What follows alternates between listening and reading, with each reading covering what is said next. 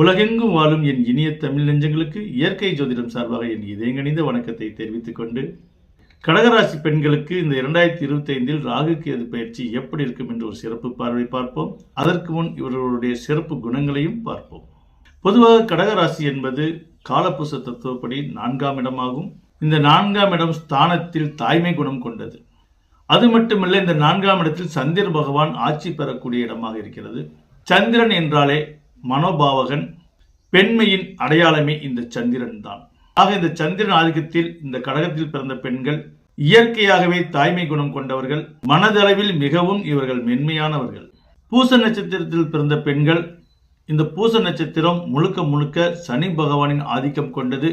சனி என்றாலே கடமை, கண்ணியம், கட்டுப்பாட்டுக்கு சொந்தக்காரராக விளங்கக்கூடியவர் சனி பகவான். நேர்மைக்கு சொந்தக்காரர்கள் இந்த சனி பகவான்.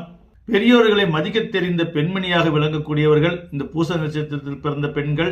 அவர்களுக்கு இறை நம்பிக்கை அதிகமாக இருக்கும்.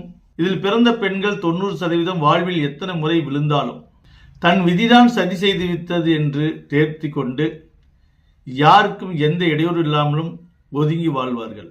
ஆனால் 10% பெண்கள் அப்படியல்ல, இதுக்கு விதிவிலக்காக செயல்படுவார்கள். எந்த ஒரு விஷயத்தையும் எளிதாக புரிந்து கொள்வார்கள். ஆனால் எதை செய்தாலும் ஒரு முறைக்கு பல முறை யோசித்துத்தான் செய்வார்கள். இவர்கள் கொஞ்சம் அவசரக்காரர்கள் தான்.